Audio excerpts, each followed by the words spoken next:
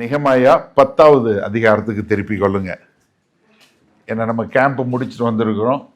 கேம்பில் எப்போவுமே ஒரு உன்னத அனுபவம், ஒரு உயர்வான அனுபவம் என்று சொல்லக்கூடியதா, கர்த்தருடைய பிரசன்னத்தை உணர்ந்ததா, இல்லை ஒரு ஒரு வித்தியாசமான ஒரு லெவலில் போயிருப்போம்.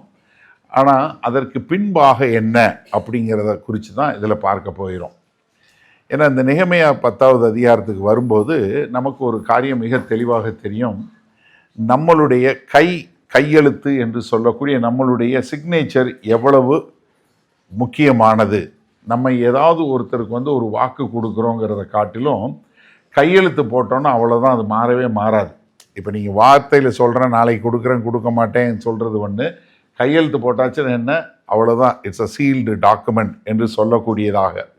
இங்கே ஒரு பரிசுத்த தேவனுக்கு நாங்கள் எல்லாம் ஒரு கையெழுத்து போட்ட ஒரு உடன்படிக்கையின் பிள்ளைகளாக இருப்போம் என்று சொல்லி இஸ்ரவேல் தேச மக்கள் சொல்லக்கூடிய ஒரு காரியம். இந்த 10வது அதிகாரத்தில் முதல் 27 வசனங்களில் பேராக இருக்கும். 28வது வசனத்துலேருந்து தான் பார்க்க போகிறோம். ஆனால் இதற்கு தொடக்கமாக நீங்கள் பார்த்தீங்கன்னா 9வது அதிகாரத்தில் 38வது வசனம் பாருங்களேன். நெகேமியா 9வது அதிகாரம் 38வது வசனம் சொல்லும்போது, இவையெல்லாம் இப்படி இருக்கிறபடியால் நாங்கள் உறுதியான உடன்படிக்கை பண்ணி அதை எழுதி வைக்கிறோம். எங்கள் பிரபுக்களும் எங்கள் லேவியரும் எங்கள் ஆசாரியரும் அதற்கு முத்திரை போடுவார்கள் என்றார்கள்.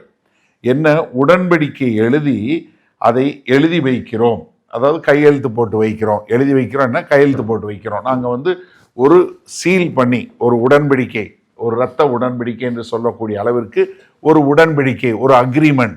ஏன்னா நீங்கள் பைபிள்லே பார்த்தீங்கன்னா புதிய ஏற்பாடு, பழைய ஏற்பாடு, பழைய உடன்படிக்கை, புதிய உடன்படிக்கை, ஏற்பாடு இல்லை ஒரு கவனன்ட்டு இல்லை ஒரு அக்ரிமெண்ட்டு என்று சொல்லக்கூடியதாக.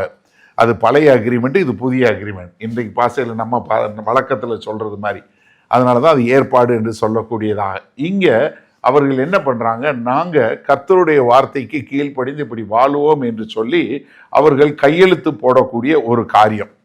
இப்போ நான் சொன்ன மாதிரி நம்ம எல்லாருமே இப்போ நம்ம எல்லாம் லேப்டாப் வாங்குறீங்க, இல்லை கம்ப்யூட்டர் வாங்குறீங்க, இல்லை நீங்கள் உங்களுடைய மொபைல் ஃபோன் வாங்குறீங்க, இல்லை ஏதாவது ஒரு கான்ட்ராக்ட் போனீங்கன்னா எத்தனை பக்கம் அந்த கான்ட்ராக்ட் இருக்கும்? ஒரு 15 பக்கம் இல்லை 16 பக்கம் இது இருக்கும். இது எல்லாம் தள்ளி நீ அக்ரின்னு சொல்லி கையெழுத்து போட்டால் தான் உங்களை உள்ளுக்குள்ளே போக விடும். நம்ம யாராவது உட்காந்து 15 பக்கம் வாசிச்சிருக்கிறோமா? கிடையாது. டக்குன்னு ஒரு ஈஸியாக ஒரு கையெழுத்தை போட்டுரும், முடிஞ்சு, அவ்வளோதான், அக்ரீட் என்று சொல்லக்கூடியதாக. ஆனால் என்னென்னா, இப்படி சில நேரங்களில் நம்ம ரொம்ப லெகுவாக எடுத்துக்கொள்கிறோம். ஆனால் இதே இது ஒரு வீடு வாங்க போகிறீங்க, ஒரு மார்க்கேஜ் வாங்க போகிறீங்க அப்படின்னு சொல்லி சொன்னால் அதில் கையெழுத்து போடுற வரைக்கும் தான் இருக்கும். கையெழுத்து போட்டதுக்கப்புறம் அவ்வளோதான், அது அந்த வீட்டோட நீங்கள் இருக்கிறீங்க, கடைசி வரைக்கும் அது கட்டி ஆகணும் அப்படின்னு சொல்லக்கூடியதான். இப்போ ஒரு போர் சேவகனாக போகிறாரு அப்படின்னு சொல்லி சொன்னால், ஒரு சோல்ஜராக போகிறாரு, நான் சோல்ஜராக வர்றேன் அப்படின்னு கையெழுத்து போட்டார்னா அவரோட வாழ்க்கை அவ்வளவுதான். எல்லாத்த காட்டிலும் நம்ம கல்யாணம் நமக்கு எல்லாருக்கும் தெரிஞ்சது. நம்ம எல்லாம் திருமணம் சொல்லி ஆமாம் இன்பத்திலும் துன்பத்திலும் அப்படின்னு சொல்லி எல்லாம் சொன்னதுக்கப்புறம் போய் மேரேஜ் சர்டிஃபிகேட் ஒரு கையெழுத்து போட்டாச்சுன்னா அவ்வளோதான், அதுக்கு எக்ஸ்பைரி டேட்டே கிடையாது. ஸோ அப்போ என்னென்னா, கையெழுத்துங்கிறது என்ன, உறுதியாக நான் சொல்லக்கூடிய ஒரு காரியம். இதெல்லாம் நான் செய்கிறேன், இதை நான் பண்ணுறதே இல்லை, நீ இதை மீற மாட்டேன் என்று சொல்லக்கூடிய ஒரு காரியம். இங்கே இஸ்ரவேல் தேச மக்கள் என்ன பண்ணுறாங்க, நாங்கள் இனிமேல் இதை மீறி போக மாட்டோம், அதற்கு நாங்கள் எங்களுடைய பெயரை போட்டு நாங்கள் கையெழுத்து போடுறோம் அப்படின்னு சொல்லக்கூடிய ஒரு காரியம். நம்ம நெகேமியா பார்க்கும்போது 6வது அதிகாரத்தில் சுவரை கட்டி முடிச்சிடுறாங்க. அதுக்கப்புறம் 8வது அதிகாரம் 9வது அதிகாரத்தில் ஒரு பெரிய எழுப்புதல் வரக்கூடிய காரியம். அதுக்கப்புறம் 11வது அதிகாரத்துக்கு போயிடுவாங்க. 10வது அதிகாரத்தை பெரும்பாலும் ஸ்கிப் பண்ணிட்டு போயிடுவாங்க. அதுவும் இல்லாமல் நம்ம மத்தேயு சுவிசேஷம் பார்க்கும்போது முதல்ல எடுத்தது எப்படி ஒரு 17 வசனத்துக்கு வரிசையாக பேராக இருக்குது, அதே மாதிரி இங்கேயும் 27 வசனம் வெறும் பேராக இருக்கிறதுனால சரி இதை விட்டுரு, ஒரு ஸ்கிப்பு விட்டுரு, அடுத்த சாப்டருக்கு போயிடுவோம் அப்படின்னு போகக்கூடியது. ஆனால் இது எவ்வளோ ஒரு ஆழமான காரியம் இருக்குது அப்படின்னு சொல்லக்கூடியதான். இன்றைக்கு இந்த 10வது அதிகாரத்தை பார்க்கும்போது என்ன காரியம் இவர்களை இந்த இடத்துக்கு கொண்டு நிறுத்துச்சு, என்னெல்லாம் நடந்தது அவர்களை இந்த இடத்துக்கு கொண்டு நிறுத்தினது, அவங்க எதுக்கு தங்களை ஒப்பு கொடுத்து கையெழுத்து போடுறாங்க, நம்ம இன்றைக்கு நம்மளை கர்த்தர் என்னத்துக்கு இப்படிப்பட்ட ஒரு காரியத்துக்கு அழைக்கிறார் என்று சொல்லக்கூடிய ஒரு காரியம். ஏன்னா நம்ம வந்து இதை படித்து பார்க்கும்போது நமக்கு என்ன, ஒரு கிறிஸ்தவ வாழ்க்கை என்பது ஒரு சாதாரணமாக ஏதோ நம்ம வந்து எப்படி வந்து ஒரு அக்ரிமெண்ட்டில் சும்மா பார்க்காம கையெழுத்து போடுறோமோ அப்படி கிடையாது. இது வந்து என்ன, ஒரு உடன்படிக்கை. இதற்கு நீங்கள் முழுமையாக காரியங்களை செய்ய வேண்டும். அது மாத்திரமில்லை, எப்படி பழைய ஏற்பாட்டில் அந்த இஸ்ரவேல் தேச மக்களை எப்படி தேவன் அழைத்தாரோ அதே மாதிரி இன்றைக்கு நம்மளையும் அவரோடு இருப்பதற்கு அழைக்கிறார் என்பதை நம்ம புரிந்து கொள்ளக்கூடிய ஒரு காரியம். சரியா? அப்போ முதலாவது ஒரு சரித்திர பின்னணி, இங்கே என்ன நடந்தது அப்படின்னு சொல்லக்கூடிய ஒரு காரியம். ஏன்னா நெகேமியா 10வது அதிகாரத்துக்கு வரும்போது நமக்கு பின்புலம் தெரியணும். நீங்கள் ஒரு சிலர் மறந்திருக்க வாய்ப்பு இருக்குது. ஏன்னா கொஞ்சம் காலம் போயிடுச்சு. அதனால நம்ம வந்து இதை கொஞ்சம் சொல்லி கொடுத்துட்டு வந்தேன்னா ஹிஸ்டாரிக்கல் பேக்ரவுண்ட் சொல்லியது. அதாவது இஸ்ரவேல் தேச மக்கள் என்ன அடிமைகளாக பிடித்து கொள்ளப்பட்டு பாபிலோன் தேசத்துக்கு அடிமைகளாக எடுத்துக்கொள்ளக்கூடிய காரியம். இது எப்போ நடந்தது? 3 முறை நேபுகாத்நேச்சர் வந்தார். கடைசியாக 586வது வருஷம். முதல்ல 605, அப்புறம் 597, அப்புறம் 586. கடைசியாக வந்து என்ன பண்ணார்? மொத்தமாக தேவாலயம் சாலமோன் கட்டின அந்த மகா பிரமாண்டமான அந்த தேவாலயத்தை இடித்து ஒன்றுமே இல்லாமல் பண்ணி என்ன பண்ணிட்டாரு? அங்கேருந்து மக்கள் எல்லாம் கொண்டு போய் என்ன அடிமைத்தனத்தை கொண்டு போய் அங்கே இருந்துட்டாங்க. அங்கே போன இடத்துல அவங்கள வந்து என்ன, அவங்க வந்து 137 சங்கீதத்தில் பார்க்குறோம். எப்போ நீங்கள் பாட்டு பாடுங்கன்னு சொன்னால் நாங்கள் பாபிலோன் நதிக்கரையில் உட்காந்து நாங்கள் எப்படி பாட்டு பாடுறதுன்னு அழுது புலம்பக்கூடிய ஒரு காரியத்தை நம்ம பார்க்குறோம். ஏன்னா அவங்க போய் அங்கே அடிமைகளாக இருக்கக்கூடியது. எவ்வளோ வருஷம் இருக்காங்க? 70 வருஷம் அடிமைகளாக இருக்கிறாங்க. நீங்கள் எரேமியா 25வது அதிகாரம் 11வது வசனம் பார்த்தீங்கன்னா, பாலுமாகவும் 70 வருஷமாக பாபிலோன் ராஜாவை சேவிப்பார்கள். 70 வருஷம் முடிஞ்சு 538வது வருஷம் பார்த்தீங்கன்னா பெர்சிய ராஜாவாகிய கோரேஸ் என்று சொல்லக்கூடிய சைரஸ் என்ன கொடுப்பாரு? ஒரு டிகிரி கொடுத்து நீங்கள்லாம் போய் யாரெல்லாம் தேவனுக்கு அங்கே போய் இஸ்ரவேலின் தேவனுக்கு ஆலயத்தை கட்ட நினைக்கிறீங்களோ நீங்கள் எல்லாம் போங்க அப்படின்னு சொல்லி சொல்லும்போது முதல்ல ஒரு குரூப் எஸ்ரா கூட வருது, அப்புறம் எர்பாபேல் கூட வருது. எர்பாபேல் கூட வந்து ஓரளவுக்கு ஆலயத்தை கட்டி முடிச்சிடறாங்க 515வது வருஷத்தில். ஆனால் என்ன, அது வந்து ஒரு அளவுக்கு தான் இருக்குது. எல்லாரும் அந்த ஆலயத்தை முன்னாடி பார்த்தவங்கலாம் ஒரே அழுகிறாங்க, பார்க்காதவங்கெல்லாம் சந்தோஷப்படுறாங்க. ஆகா, கர்த்தருடைய ஆலயம் வந்துருச்சுன்னு சொல்லி. இந்த காலகட்டத்தில் தான் யாரு, நம்ம நெகேமியா பார்க்குறோம். அவர் எங்கே? அர்த்தசாஸ்திர ராஜாவுடைய அரண்மனையில் அங்கே உட்காந்து சூசா அரண்மனையில் உட்கார்ந்து இருக்கிறாரு.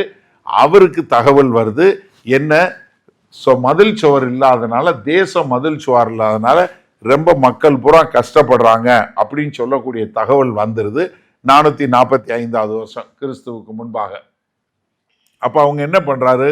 நெகேமியா அந்த செய்தி கேட்ட உடனே உபவாசம் இருந்து அவர் ஜெபிக்க ஆரம்பிச்சிடறாரு. அது 1வது அதிகாரம் 4வது வசனத்தில் பார்க்குறோம்.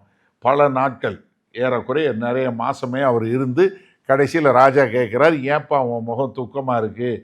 இது வந்து இருதயத்தினுடைய துக்கம் தான், அப்படியே வேறு துக்கம் இல்லைன்னு உடனே அப்போ அவர் சொல்கிறார், நாங்கள் அரண்மனையில் இருக்கிறேன், என் ஜனங்கள் பூரா ஒன்றுமே இல்லாமல் பாதுகாக்கப்பட்ட சூழ்நிலை இருக்காங்க, நான் எப்படி சந்தோஷமாக இருக்க முடியும்னு. சரி நீ இப்போ மதில் சுவரை கெட்டு அப்படின்னு சொன்ன உடனே அங்கேருந்து ஒரு கடிதம் வாங்கிட்டு அவர் அங்கேருந்து வர்றாரு. வந்தால் இங்கே வந்து ஒரு 3 பேர் பார்க்குறோம். யார்?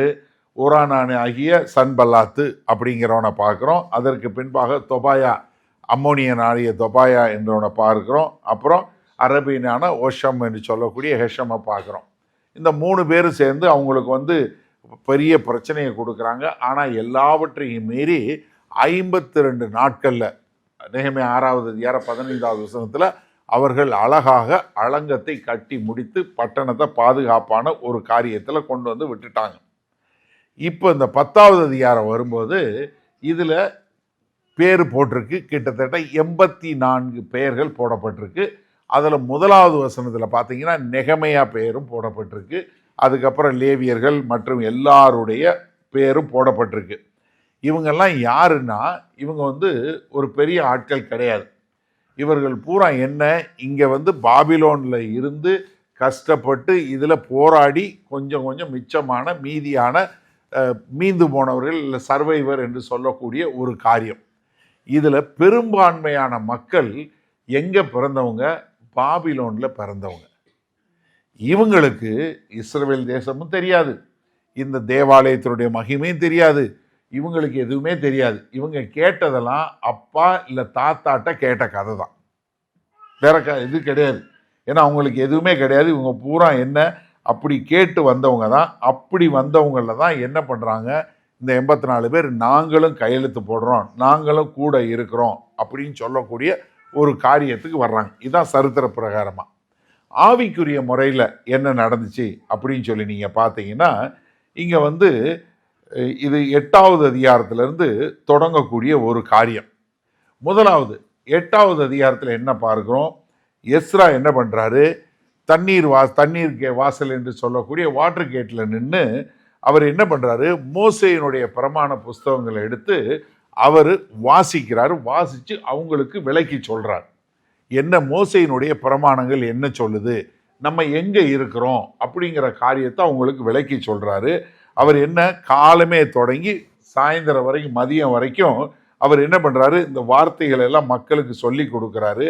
அந்த மக்கள் இந்த வார்த்தையை கேட்டு என்ன பண்ணுறாங்க? They are moved in their heart. அவங்க வந்து இருதயத்தில் குத்தப்பட்டவங்களா அவங்க எல்லாம் என்ன பண்ணுறாங்க?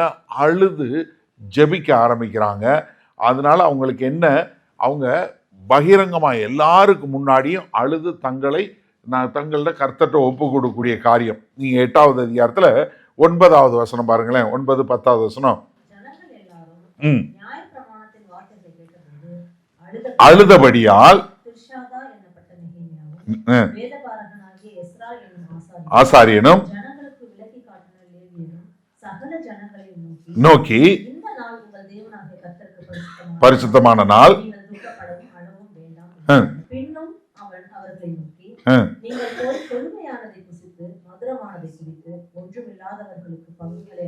அனுப்புங்கள்.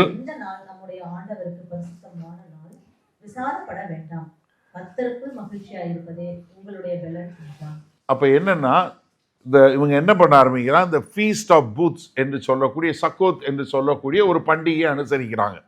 என்ன, நாங்கள் இஸ்ரவேலிருந்து வந்து வனாந்திர பகுதியில் வரும்போது கூடாரங்களில் தங்கியிருந்தோம் அப்படின்னு சொல்லி கூடார பண்டிகையை முதலாக அனுசரிக்கக்கூடிய காரியம். அது என்ன, நீங்கள் ஏமையா 8வது அதிகாரம் 17வது வசனத்தில் பார்த்தீங்கன்னா, யோசுவா காலத்துக்கு அப்புறம் அவங்க இதை பின்பற்றவே இல்லை.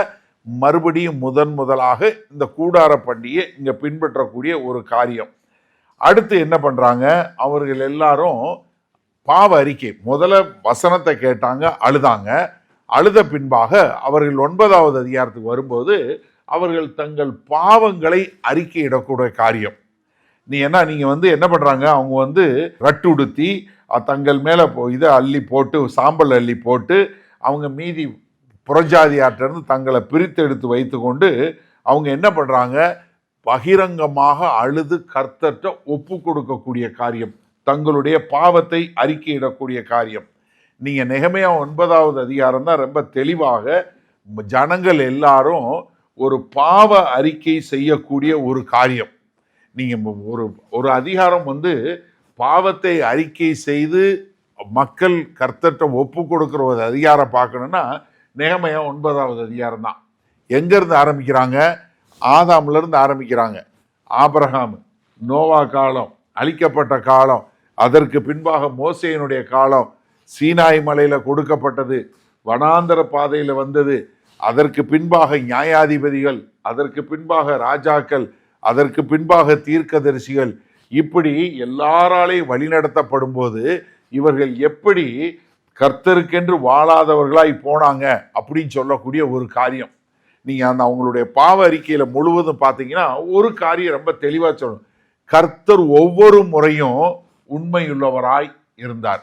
இன்னைக்கு அருமையாக ஒர்ஷிப் பண்ணும்போது ஜான் சொன்னான் இல்லையா, அதாவது நம்ம எவ்வளவுதான் உண்மை இல்லாதவர்களாய் இருந்தாலும் கர்த்தர் எப்பொழுதும் உண்மையுள்ளவராய் இருக்கிறார். ஆனால் இங்கே என்ன சொல்கிறாங்க? ஆண்டவரே, நீங்கள் எப்பொழுதுமே உண்மை உள்ளவங்களாக இருந்தீங்க, நாங்கள் இல்லை. இந்த 9வது அதிகாரத்தினுடைய மொத்த அதிகாரத்தினுடைய காரியத்தை புரிஞ்சு கொள்வதற்கு ஒரு வசனம் பார்த்தா போதும். 33வது வசனம் பாருங்களேன். நெகமையா 9வது அதிகாரத்தில் 33வது வசனம். எல்லாவற்றிலும் நீர் நீதி உள்ளவர். என்ன? நீர் உண்மையாய் நடப்பித்தீர், நாங்களோ ஆகாமியம் பண்ணோம். ஆண்டவரே, எங்க எதிரிகள் இல்ல, எங்களுடைய சூழ்நிலைகள் இல்ல பாபிலோனியர்கள் இல்ல, என்ன நாங்க தான் தப்பு பண்ணோம். ஒவ்வொரு முறையும் நீங்க எல்லாவற்றிலும் நீங்க நீதியை நடப்பித்தீங்க, நீங்க உண்மையா நடப்பித்தீங்க.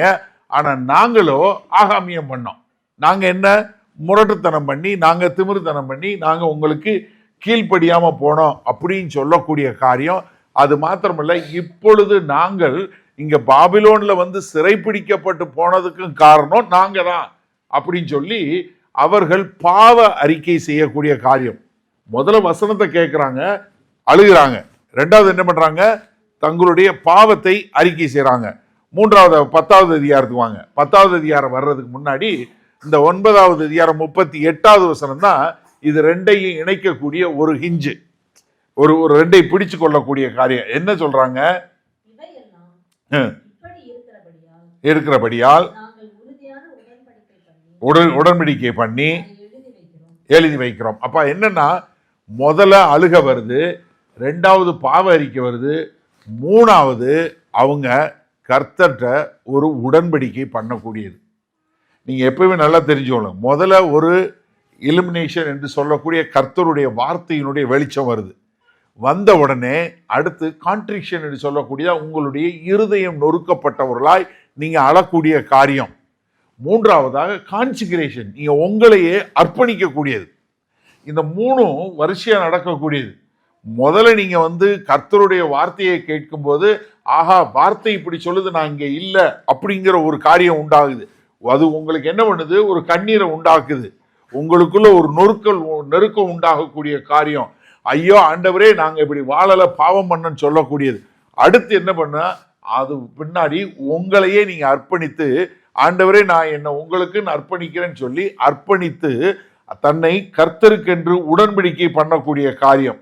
இப்போ நீங்க வந்து நெகேமியா 10வது அதிகாரத்துல இந்த ஜனங்கள் வந்து தங்களை முழுமையாக அர்ப்பணித்து அவர்கள் தங்களை முழுமையாக ஒப்பு கொடுத்து கையெழுத்து போடக்கூடிய காரியம்.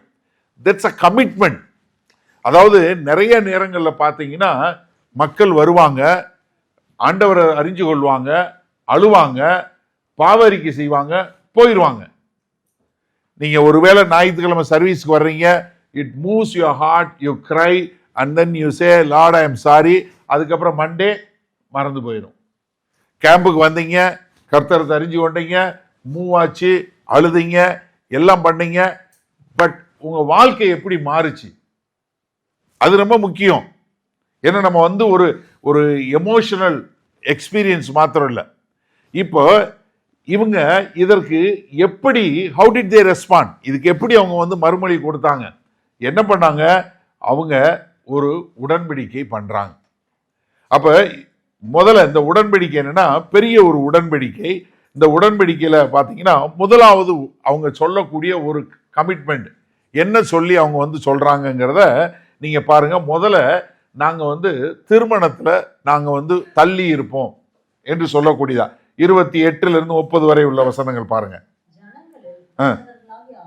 ஆசாரியரும் லேவியரும்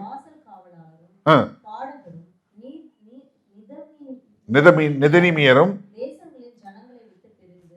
விலகி அனைவரும் அவர்கள் மனைவிகளும் அவர் குமாரரும் எல்லாரும்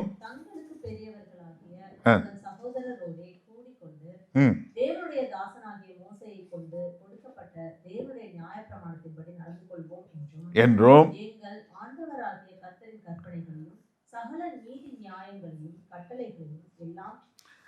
கை கொண்டு அவைகளின்படி செய்வோம் என்றும் நாங்கள் எங்கள் குமாரத்திகளை தேசத்தின் ஜனங்களுக்கு கொடாமலும் எங்கள் குமாரருக்கு. இப்ப என்ன சொல்றாங்க? நாங்க வேற புறஜாதி மக்களோட நாங்க திருமணம் செய்ய மாட்டோம், எங்க பிள்ளைகளை வேற மக்களுக்கு நாங்க கட்டி கொடுக்க மாட்டோம், நாங்க பொண்ணு எடுக்கவும் மாட்டோம், பொண்ணு கொடுக்கவும் மாட்டோம், மாப்பிள்ளை கொடுக்கவும் மாட்டோம், மாப்பிள்ளை எடுக்கவும் மாட்டோம். ஏன்னா இதுதான் தேவனாகிய கர்த்தர் எங்களுக்கு போதிச்ச கற்பனை. மோசே மூலம் எங்களுக்கு கற்பனையை போதிச்சாரு. எங்க உபாகமம் 7வது அதிகாரம் 3வது 4வது வசனம் பாருங்க. களவாயாக கொடாமலும் இருப்பாயாக.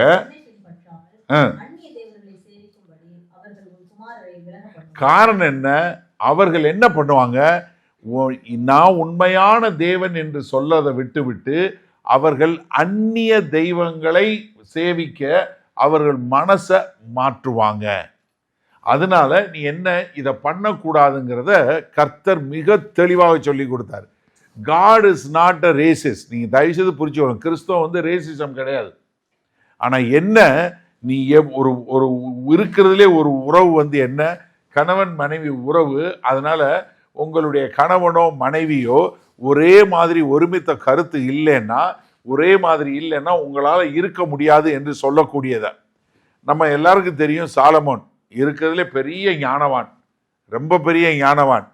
ஆனால் அவருடைய வாழ்க்கையில் என்ன நடந்துச்சு தெரியுமா? ரொம்ப சம்மரி அவருடைய வாழ்க்கையை பற்றி சொல்லி எப்படி அவர் வீணா போனாரு, எல்லாம் இருந்து ஏன் வீணா போனாரு. 1 ராஜாக்கள் புஸ்தகம் 11வது அதிகாரத்துக்கு வாங்க. ஏன்னா இங்க சொல்லக்கூடிய உபாகமம் 7வது அதிகாரம் 3வது 4வது சொன்ன வசனத்தினுடைய நிறைவேற்றம் நம்ம சாலமோன்ட்ட பார்ப்போம். 1வது வசனத்தை வாசிங்களேன். யாரு முதல்ல யாரை நேசிக்கிறாரு? பார்வோனினோட குமாரத்தியை நேசித்தது அல்லாமல் மோவாபியர், அம்மோனியர், ஏதோமியர், சீதோனியர் எல்லாம் அந்த ஏரியால இருந்து எல்லா தேசமும் எப்படி பெரிய ஞானவான்ல எல்லாத்து மேல சிலை மேல ஆசை வைத்தான்.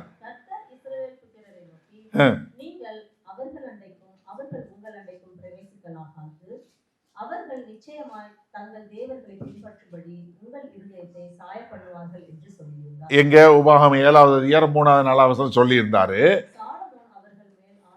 ஆசை வைத்து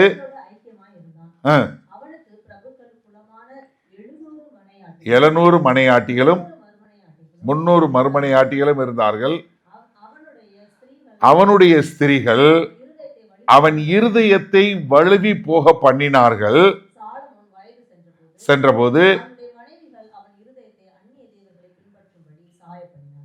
என்ன முழுமையாக அவனை வந்து அந்நிய தேவர்களை என்ன பண்ணும்படி பின்பற்றும்படி சாய பண்ணினார்கள்.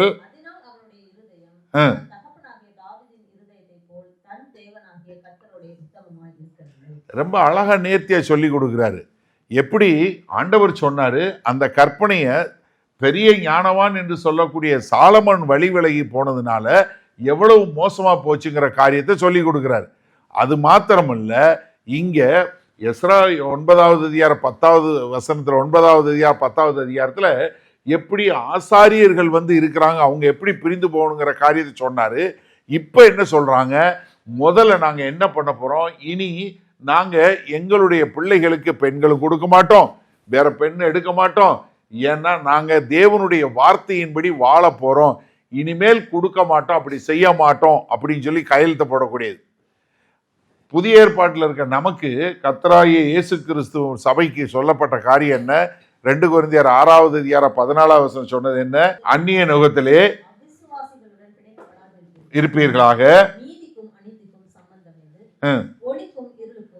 அது அதுக்கப்புறம் வந்து அந்த பின்னாடி நீங்க வாசிச்சு பார்த்தீங்கன்னா அதுலேயே ஒரு 6-7 காரியம் சொல்லி கொடுக்குறாரு எது சம்பந்தம்னு. அதனாலதான் வாலிப பிள்ளைகளை நல்லா கேட்டுக்கோங்க, நான் கிறிஸ்டியனை கல்யாணம் பண்ணக்கூடாதுங்கிற காரணம் இதுதான். ஏன்னா அதுதான் மோஸ்ட் இன்டிமேட் ரிலேஷன்ஷிப். அதிலே வந்து நீங்கள் வந்து ஒரு உண்மையான தெய்வத்தை ஆராதிக்க முடியலன்னா உங்களால் வந்து ஒரு சரியான முறையில் குடும்பம் நடத்தவே முடியாது. அதனால முதலாவது அவங்க பண்ணக்கூடிய காரியம் என்ன? நாங்கள் திருமண காரியத்தை சரியான முறையில் நடத்துவோம் என்று சொல்லி ஒரு உடன்படிக்கை பண்ணி கையெழுத்து போடக்கூடிய காரியம். 2வது அவங்க பண்ணக்கூடிய காரியம் என்னன்னா, ஓய்வு நாளையும் ஓய்வு வருஷத்தையும் நாங்கள் அனுசரிப்போம் என்று சொல்லக்கூடிய காரியம். 31வது வசனம் பாருங்க. சரக்குகளையும் கொண்டு வந்தால் அதை நாங்கள் ஓய்வு நாளிலும் பரிசுத்த நாளிலும் என்ன நாங்கள் வாங்க மாட்டோம் என்றும் சகல கடற்களையும் விட்டு விடுவோம் என்றும் ஆணையிட்டு பிரமாணம் பண்ணினார்கள். அதாவது என்னன்னா, இங்க வந்து அவங்க என்ன சொல்றாங்க, நாங்க இனிமேல் ஓய்வு நாள்லையும் ஓய்வு வருஷத்துலையும் எதுவும் செய்ய மாட்டோம் என்று சொல்லக்கூடியதாக. கர்த்தர் எதுக்காக ஓய்வு நாளையும் ஓய்வு வருஷம் என்று சொல்லக்கூடிய வருஷத்தையும் கொடுத்தாரு? ஏன்னா நான் தான் தேவன், நான் தான் உனக்கு எல்லாத்தையும் கொடுக்கிறேன் அப்படின்னு காட்டுவதற்காக, நீ என்னை நம்பி வாழு அப்படின்னு சொல்லுவதற்காக தான் கர்த்தர் ஓய்வு நாளை கொடுத்தாரு, ஓய்வு வருஷத்தை கொடுத்தாரு. ஆனா ஜனங்கள் என்ன பண்ணாங்க, அதுலேயும் போய் நாங்க வந்து இன்னும் வந்து நாங்க ஏதாவது செய்யணும் அப்படின்னு சொல்லக்கூடிய காரியம். அதனாலதான் அவங்க வந்து என்ன பண்ண ஆரம்பிச்சாங்க, கர்த்தரை நம்பாம அவங்க நிறைய வேலை செய்யக்கூடிய ஒரு காரியம்.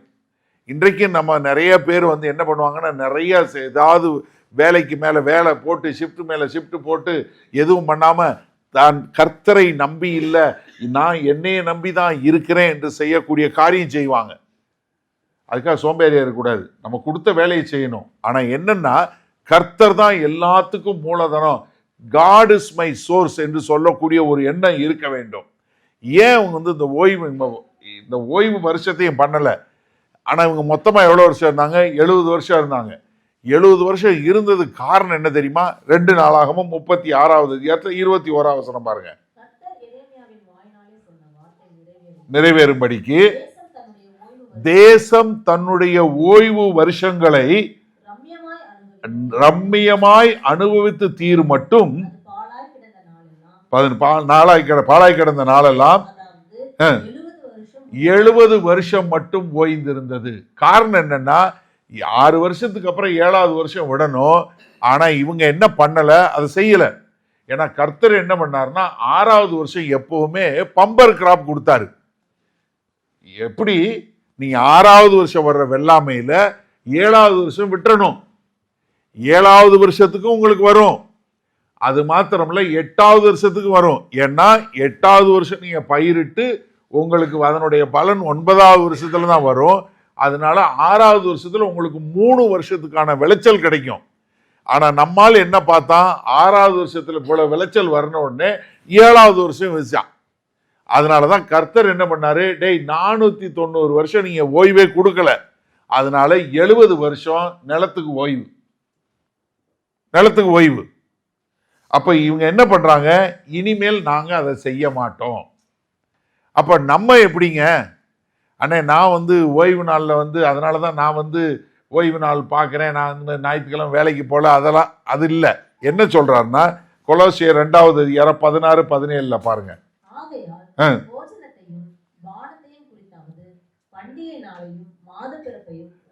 ஓய்வு நாட்களையும் குறித்தாவது ஒருவனும் உங்களை குற்றப்படுத்தாதிருப்பானாக, அவைகள் வருங்காரியத்துக்கு நிழலாய் இருக்கிறது, அவைகளின் பொருள் கிறிஸ்துவை பற்றினது. அப்ப என்னன்னா, நான் வந்து என்ன வேலை பார்த்தாலும் நான் என்ன நினைக்கிறேன், எனக்கு எல்லாம் கொடுக்கிறது என் கர்த்தராகிய கிறிஸ்து, நான் அவரை சார்ந்து வாழுகிறேன் என்று சொல்லக்கூடிய ஒரு எண்ணத்துல செய்யணும். அதைத்தான் நம்ம கிட்ட வந்து கர்த்தர் எதிர்பார்க்கிறாரே ஒழிய, நம்ம வந்து ஓய்வு நாள்ல இருக்கிறது அதுக்காக இல்லை. அதை நம்ம சரியான முறையில புரிந்து கொண்டோம் என்றால் நல்லா இருக்கும். அப்ப முதலாவது திருமண காரியத்துல, 2வது ஓய்வு நாளையும் ஓய்வு வருஷத்தையும் அனுசரிக்கணும்னு சொல்லக்கூடியதா. 3வதாக இன்னொன்று என்ன போடுறாங்க, நாங்க தேவனுடைய இல்லத்தை, தேவனுடைய ஆலயம் என்று சொல்லக்கூடிய த ஹவுஸ் ஆஃப் காட் என்று சொல்லக்கூடியதை நாங்க என்ன பண்ணுவோம், அதற்கு தேவையான காரியத்தை செய்வோம். இதுக்கு 4 விதமான ஒரு உடன்படிக்கை பண்றாங்க, 4 விதமான கமிட்மெண்ட் கொடுக்குறாங்க. என்ன முதலாவது என்ன கொடுக்குறாங்கன்னா, கோயிலுக்கு வரி கொடுக்கணும். அந்த வரி கொடுக்கிற அரை செக்கல்ல வந்து இனிமேல் ஒழுங்கா கொடுப்போம். 32வது வசனம் பாருங்க. மேலும் ஆராதனைக்காக பாருங்களேன், சமூக தப்பம், நித்திய போஜன பலி, ஓய்வு நாட்களிலும் சர்வாங்க தகன பலிகளுக்கும் பண்டிகைகளுக்கும் பிரதிஷ்டையான பொருள்களுக்கும், இதுக்கெல்லாம் சேர்ந்து என்ன செய்ய போறோம்? அடுத்த வசனம் வாசிச்சிருங்க. சகல வேலைக்கும் வருஷந்தோறும் சேக்கலில் 1/3 கொடுப்போம் என்கிற கடனை எங்கள் மேல் ஏற்றுக்கொண்டோம். நாங்க என்ன பண்ணிட்டோம்? இதை கடனா வச்சு நாங்க ஏற்றுக்கொண்டோம். நியாயப்பிரமாணத்தில் எழுதியிருக்கிறபடியே தேவனாகிய கர்த்தருடைய பலிபீடத்தின் மேல் எரிகிறதற்காக குறிக்கப்பட்ட காலங்களில் வருஷா வருஷம் எங்கள் பிதாக்களுடைய குடும்பங்களின்படியே எங்கள் தேவனுடைய ஆலயத்துக்கு கொண்டு வர வேண்டிய விறகு காணிக்கைக்காகவும் ஆசாரியருக்கும் லேவியருக்கும் ஜனத்துக்கும் சீட்டு போட்டோம். என்ன யாரு விறகு எடுத்து வர்றதுன்னு சொல்லி சீட்டு போட்டு யாரு விறகு கொண்டு வர்றது. அது மாத்திரமில்ல, ஆலயத்துக்குரிய எல்லாத்துக்கும் கொடுக்கறது, நடக்கக்கூடிய எல்லா செலவுக்கும் நாங்க என்ன எல்லாரும் ஒரு கடனாய் ஏற்றுக்கொண்டு நாங்க வந்து தேவனுக்கு கொடுப்போம். ஆலயத்துக்கு சேக்கல்ல 1/3 ஒரு வருஷத்துக்கு கோயில் வரின்னு சொல்லி கொடுப்போம் அப்படின்னு சொல்லி அவர்கள் ஒப்புக்கொள்ளக்கூடிய காரியம். ரெண்டாவது என்ன பண்றாங்க? நாங்க முதற் பலன் என்று சொல்லக்கூடிய, அது நம்முடைய பிள்ளைகளா இருந்தாலும் சரி, இது வரக்கூடிய வெள்ளாமையா இருந்தாலும் சரி, முதற் பலனை கர்த்தருக்கு கொண்டு வந்து கொடுப்போம்னு சொல்லி 35, 36 வசனம் பாருங்க.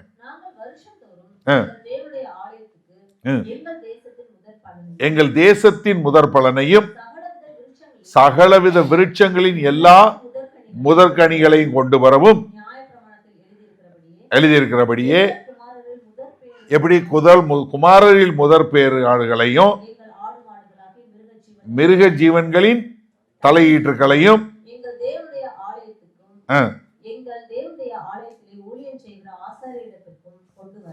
எதுக்காக வந்து முதல்ல கொண்டு வந்து கொடுக்குறாங்கன்னா, முதல்ல கொடுக்கும்போது மொத்தமும் பரிசுத்தமாகுது.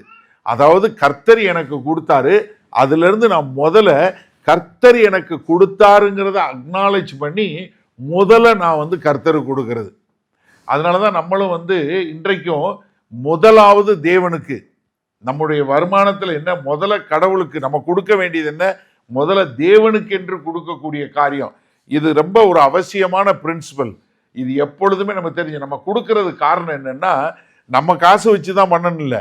ஆனா என்ன, நான் அக்னாலேஜ் பண்றேன், எனக்கு எல்லாம் கொடுத்தது தேவன், அதனால நான் எனக்கு உள்ளதை முதல்ல வந்து நான் தேவன்கிட்ட கொடுக்குறேன் அப்படின்னு சொல்லக்கூடிய ஒரு காரியம். அப்ப என்ன பண்றாங்க? முதல்ல அதை கொண்டு வந்து கொடுக்கக்கூடியதாக. அடுத்து என்ன பண்றாங்க? நாங்க வந்து லேவியர்களுக்கு உண்டான தசம பாகத்தை கொண்டு வந்து கொடுப்போம். 37 வசனம் பாருங்க. முதற் பாகத்தையும்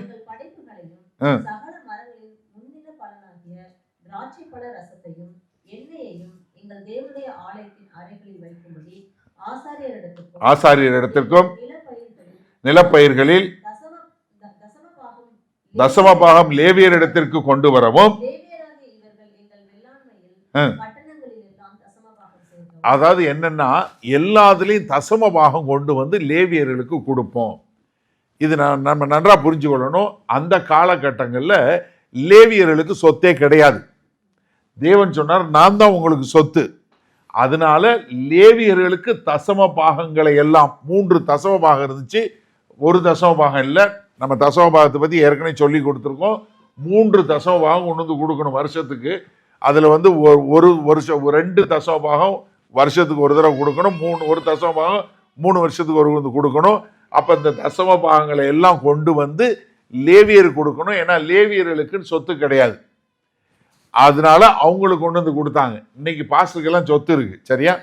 அதனால இப்போ வந்து தசமபாகம் வந்து இப்போ வேற வித்தியாசம், நீங்க நல்லா புரிஞ்சுக்கணும். அதனால வந்து தசமபாகம்னு நீங்க கொடுக்கறது கண்டிப்பா கர்த்தருக்கு முதல்ல கொடுக்கணும்.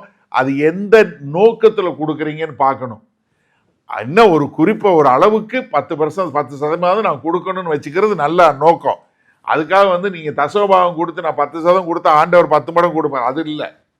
எனக்கு நல்லா புரிஞ்சுக்கொள்ளுங்க. ஏன்னா நிறைய பேர் வந்து இந்த மாதிரி சொல்லி ஏமாற்றக்கூடியவங்க இருக்காங்க. அது இல்லை. புதிய ஏற்பாட்டில் ரொம்ப தெளிவா இருக்கு. நீங்க உற்சாகமா கர்த்தருக்கு கொடுக்கணும் தான் இருக்கே ஒழிய இது இல்லை.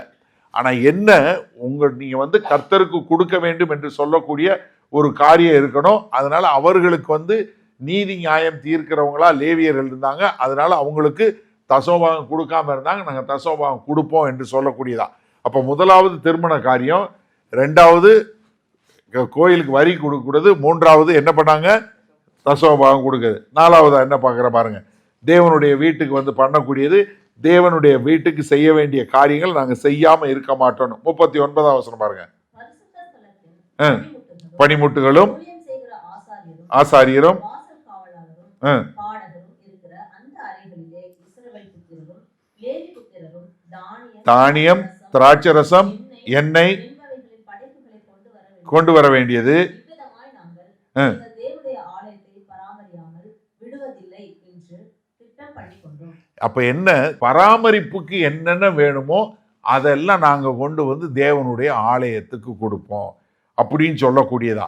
அப்ப என்னன்னா, அவர்கள் வந்து என்ன பண்றாங்க, தேவனுடைய ஆலயம் எங்களுக்கு ரொம்ப முக்கியம், அவருடைய பிரசன்னம் எங்களுக்கு ரொம்ப முக்கியம், நாங்க சபையா கூடி வந்து செய்யக்கூடிய காரியம் எங்களுக்கு ரொம்ப முக்கியம், அதனால நாங்க என்ன பண்ண மாட்டோம், முன்னாடி பண்ண மாதிரி இனி நாங்க பண்ண மாட்டோம், நாங்க இந்த 70 வருஷத்துல இந்த பாடங்கள் எல்லாம் கற்றுக்கொண்டோம் அப்படின்னு சொல்லி இவங்க எல்லாம் என்ன பண்றாங்க, இதுவரைக்கும் நாங்க தேவனுடைய ஆலயத்தை நாங்க அசட்டை பண்ணோம், இனிமேல் அப்படி இல்லை, நாங்க தெளிவா இத சரியான முறையில செய்வோம் என்று சொல்லி ஒப்பு கொடுத்து அவர்கள் எல்லோரும் கையெழுத்து போட்டு ஒப்புக்கொண்ட காரியம் இது. சரி, இன்னைக்கு கிறிஸ்தவர்களாகிய நமக்கு இது எப்படி பொருந்தும்? நீங்க நினைக்கலாம்னா அது சரித்திரம், ஹிஸ்டரி, வெரி குட். ஏன்னா அவங்க வந்து அடிமைத்தனத்துல இருந்தாங்க, பாபிலோன்ல இருந்தாங்க, யூதர்கள் திரும்ப கொண்டு வந்தாரு, அவங்க வச்சாங்க. இப்ப நம்ம யூதர்கள் கிடையாது, நம்ம அடிமைத்தனத்துல இல்லை, நம்ம பாபிலோன்ல இல்லை. இப்ப உங்களுக்கும் எனக்கும் இந்த நெகேமியா 10வது அதிகாரம் என்ன, நம்ம கிறிஸ்தவனா இருந்தா நம்ம என்ன செய்யணும்? 3 காரியம். முதலாவது, நீங்களும் நானும் இப்ப உடன்படிக்கை பண்ணி இருக்கிறது மிகப்பெரிய உடன்படிக்கை. என்னன்னா, அங்க மாதிரி அவங்க கையெழுத்து போடல, நம்ம கர்த்தராகிய இயேசு கிறிஸ்துவனுடைய ரத்தத்தினால பண்ணப்பட்ட உடன்படிக்கையில வந்திருக்கிறோம். லூக்கா 22வது அதிகாரம் 20வது வசனத்துல பார்க்கிறோம். போஜனம் பண்ணின பின்பு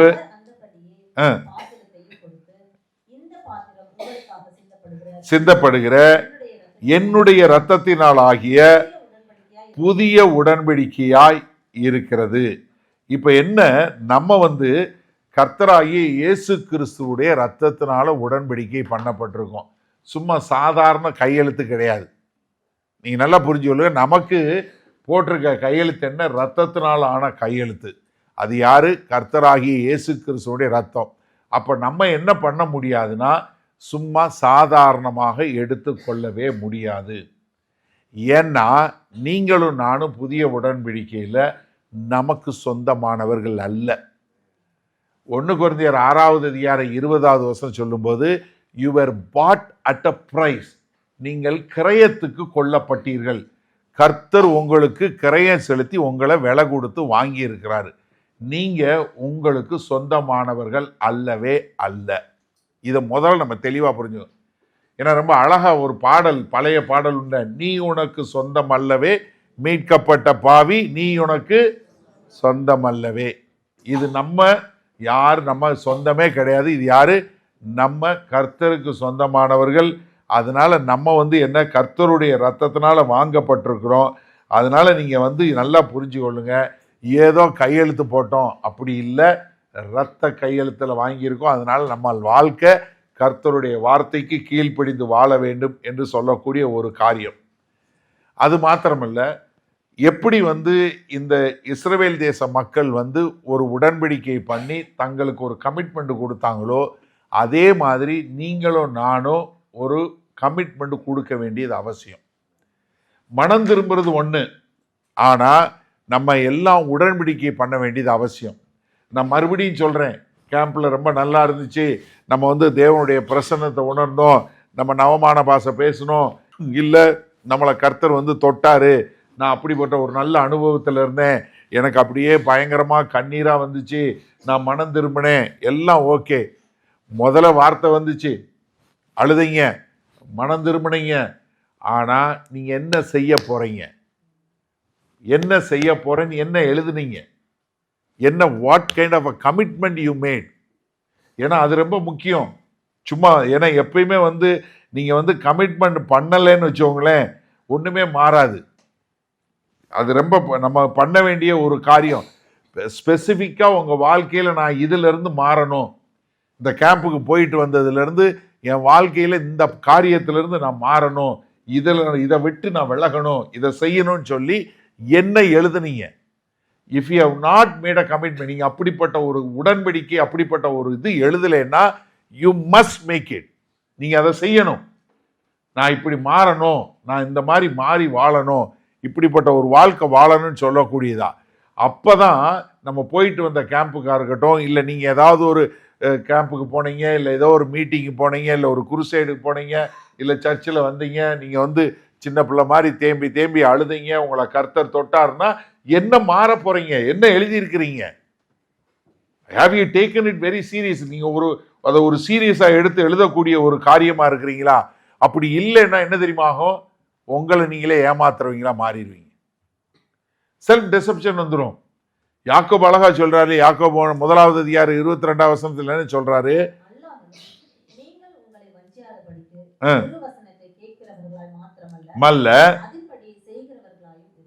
அப்ப என்னன்னா, உங்க வாழ்க்கையில என்ன மாறணும்? நான் எதை மாற்ற விரும்புறேன்? ஒரு கிளியனா, ஒரு சர்டனா, உங்களுக்கு புரிஞ்ச வரைக்கும் ஒரு காரியம் நான் மாறணும். ஒரு ஒன் திங் நான் மாற வேண்டியது.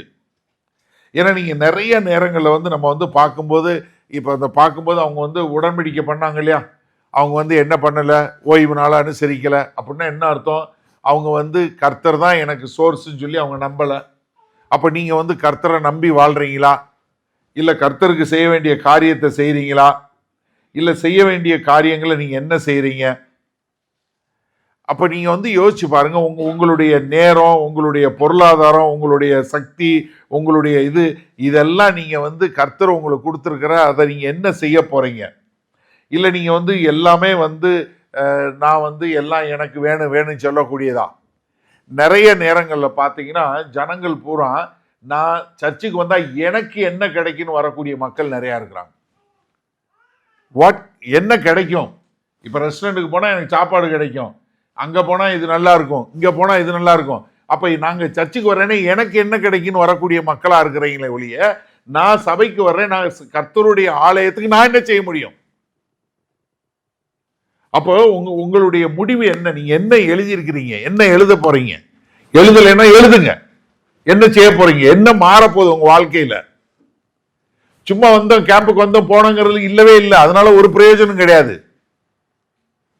ஏன்னா ஒரு டெஃபினட் ஆக்ஷனா மாறணும். அது ஒரு நடக்கையா மாறலைன்னா அதனால ஒரு பிரயோஜனம் இல்லை. மூன்றாவதாக, இப்படி ஒரு உடன்படிக்கை ஒரு இது வரும்போது உங்களுக்கு என்னன்னா, இப்படிப்பட்ட ஒரு ஐக்கியம் அவசியம். இப்படிப்பட்ட ஒரு ஐக்கியம் அவசியம். அப்ப இந்த ஐக்கியம் அவசியம் சொல்லும்போது இந்த ஐக்கியத்துக்கு நீங்க என்ன பண்றீங்க? அவங்க வந்து நான் தேவனுடைய ஆலயத்துக்கு தேவையான எல்லாத்தையும் நான் இனிமேல் நாங்க வந்து கவனம் இல்லாம இருக்க மாட்டோம் அப்படின்னு சொல்லக்கூடிய ஒரு காரியம் செஞ்சாங்க. இப்ப நம்ம ஐக்கியத்துக்கு வர்றோம். ஐக்கியத்துக்கு வந்தா நான் என்ன செய்ய முடியும்?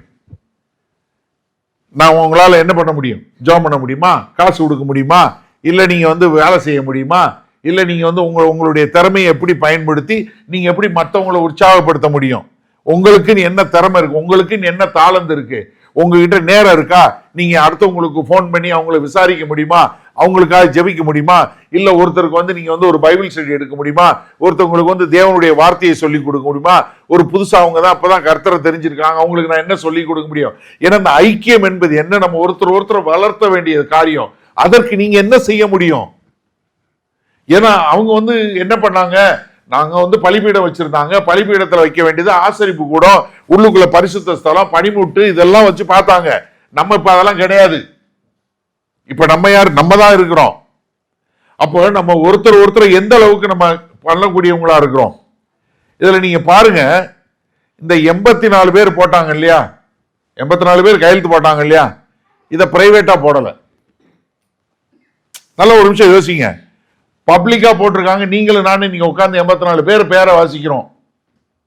அப்ப என்னன்னா, நம்ம செய்யக்கூடிய நடக்கை, நம்ம வாழக்கூடிய வாழ்க்கை பப்ளிக்கா தான் இருக்கணும். It's not a private. எனக்கு போடக்கூடிய காரியம் பாருங்க. ஏன்னா அவங்க செய்தது எல்லாருக்கும் முன்பாக செய்தாங்க, கையெழுத்து போட்டாங்க எல்லாருக்கும் முன்னாடி. இது வந்து ஒரு பிரைவேட் மேட்டர் கிடையாது. அதனாலதான் எபிரேயர் 10வது அதிகாரம் 24, 25 சொல்லும்போது என்ன சொல்றாரு? மேலும் அன்புக்கும் நற்கிரியைகளுக்கும் நாம் ஏவப்படும்படி ஒருவரை ஒருவர் கவனித்து சிலர் விட்டுவிடுவது போல ஒருவருக்கொருவர் புத்தி சொல்ல கடவோம். என்ன? அன்புக்கும் நற்கிரியைகளுக்கும் நாம் ஏவப்படும்படி. நீங்க வந்தீங்கன்னா யார அன்புல ஏவுறீங்க, யார நற்கிரியையில ஏவுறீங்க? சபை கூடி வருவது சும்மா வந்து குறவை சொல்லிட்டு போற கிடையாதுங்க. நல்லா புரிஞ்சு கொள்ளுங்க. ஏன்னா ஒரு சிலர் வருவாங்க போவாங்க, அது நீங்க தயவுசெய்து புரிஞ்சு கொள்ளுங்க.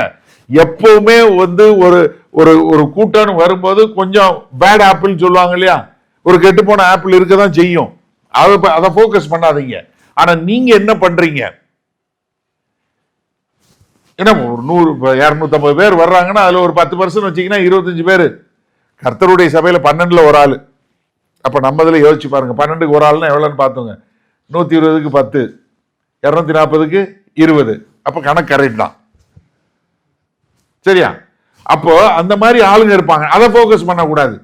ஆனா நம்ம என்ன பண்ணணும்? யார அன்புல வர்த்திக்க பண்ண முடியும், யார நற்கிரியைக்கு உற்சாகப்படுத்த முடியும், யாருக்கு நம்ம என்ன உதவி செய்ய முடியும். அதாவது நம்ம வந்து ஒரு தனிப்பட்ட ஒரு ஆளா வாழ்வதற்கு நம்ம வந்து அழைக்கப்படவே இல்லை. நல்லா புரிஞ்சுக்கொள்ளுங்க. நம்ம எல்லாருமே ஒரு ஐக்கியத்தில் ஒரு குடும்பமாக அழைக்கப்பட்டிருக்கோம். அப்போ என்ன தெரியணும்? யார் வந்து கொஞ்சம் கொஞ்சமாக வழி விலகி போகிறா, யார் வந்து இதில் இருக்கிறா, எல்லாருடைய பெயரும் தெரியணும். ஏன் நம்ம கேம்பில் வந்து குரூப் பிரிக்கிறோம்? எதுக்காக அவங்கள வந்து வேற வேற குரூப்பில் உட்கார வைக்கிறோம்? நமக்கு மற்றவங்களை தெரியணும், அவங்களுடைய காரியம் தெரியணும், அவங்களோட பழகணும், அவங்களோட பேசணும். ஏன்னா அடுத்தவங்க கூட ஏன் உட்காந்து பேரவங்க கூட உட்காந்து சாப்பிட சொல்கிறோம், ஏன் அடுத்தவங்க கூட உட்காந்து பேச சொல்கிறோம்?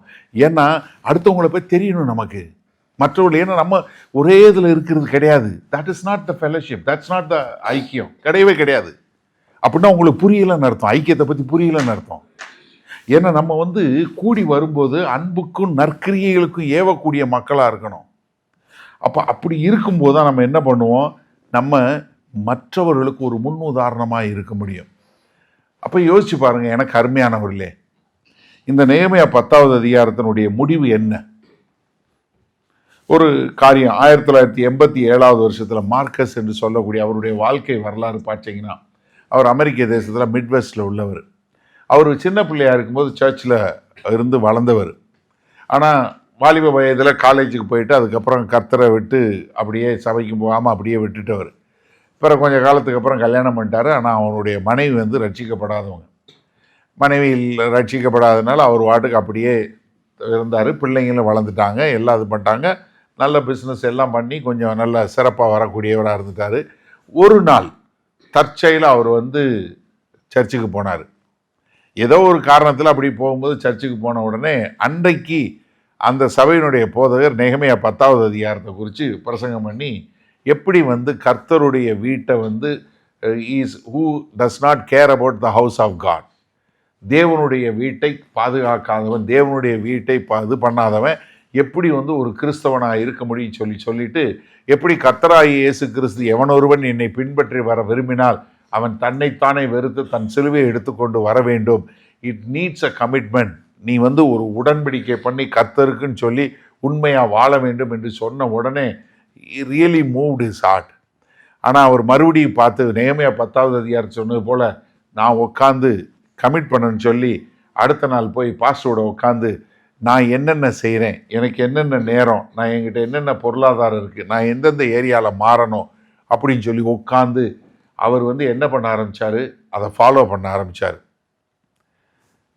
கிட்டத்தட்ட 20 வருஷம், ஒரு வருஷம் இல்லை, 2 வருஷம் இல்லை, 20 வருஷம் ஆனதுக்கப்புறம் ஒரு நாள் அவங்க மனைவி ஆண்டவரை ஏற்றுக்கிட்டாங்க. அவங்க சொன்ன வார்த்தை என்ன தெரியுமா?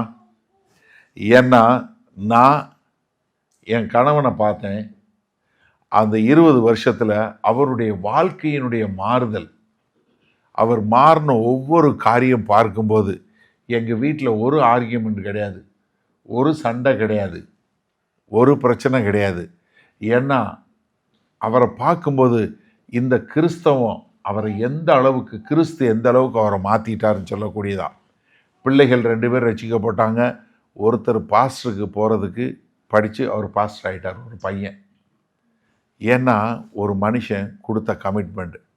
அவர் என்ன ஒவ்வொரு வாரமும் போய் அவங்க பாஸ்டர் உட்காந்து நான் என்னென்ன செய்கிறேன், எப்படி பண்ணுறேன், என்ன பண்ணேன்னு சொல்லக்கூடியதாக அவருடைய சுயசரிதையில் எழுதும்போது எழுதுகிறாரு, I did not do anything heroic. நான் இன்னும் ஹீரோ மாதிரி நான் ஒரு காரியமும் செய்யலை.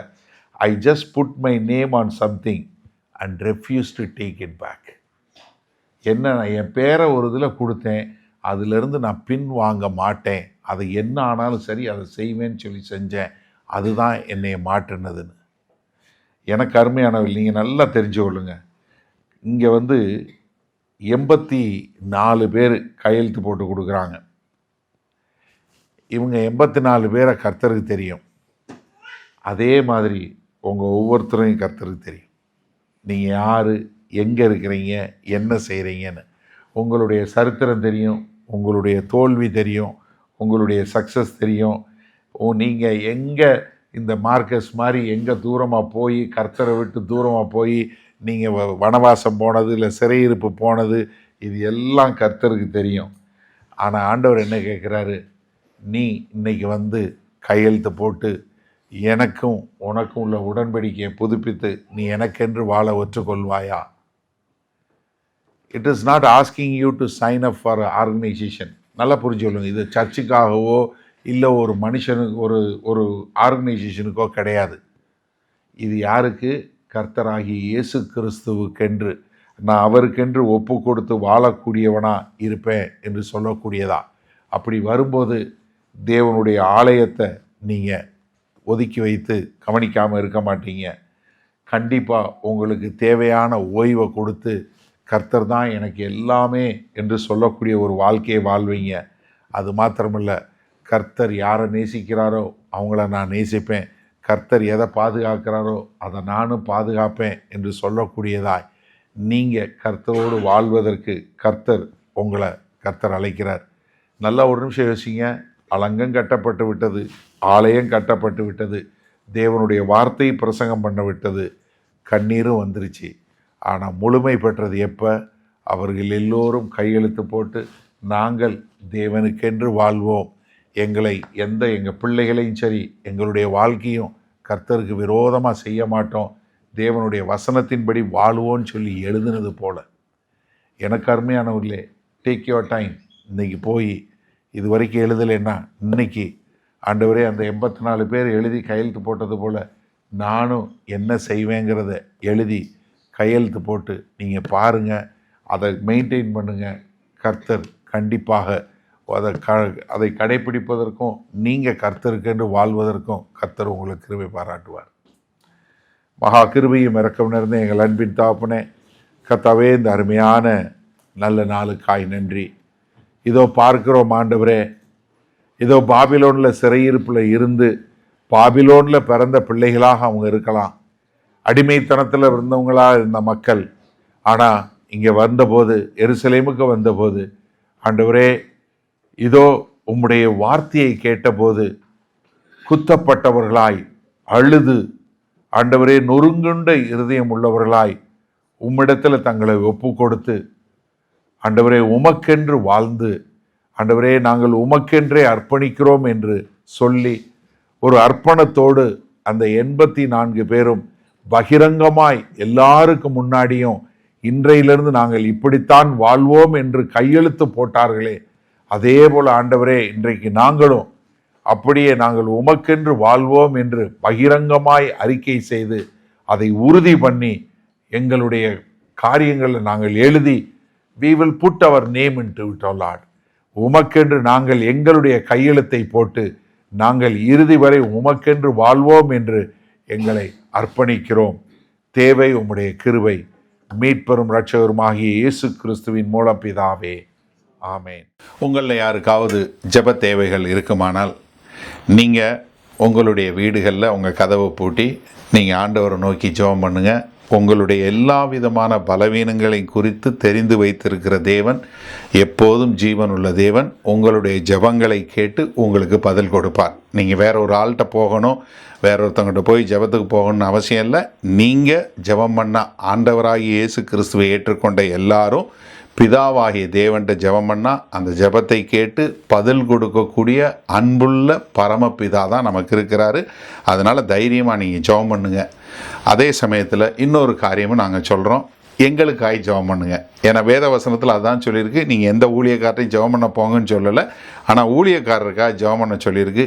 நாங்கள் தைரியமாக தேவனுடைய வார்த்தை இன்னும் அதிகமாய் பிரசங்கிக்க எங்களுக்காய் நீங்கள் ஜெபிக்கும்படி கேண்டிக் கொள்கிறேன். ஆமேன்.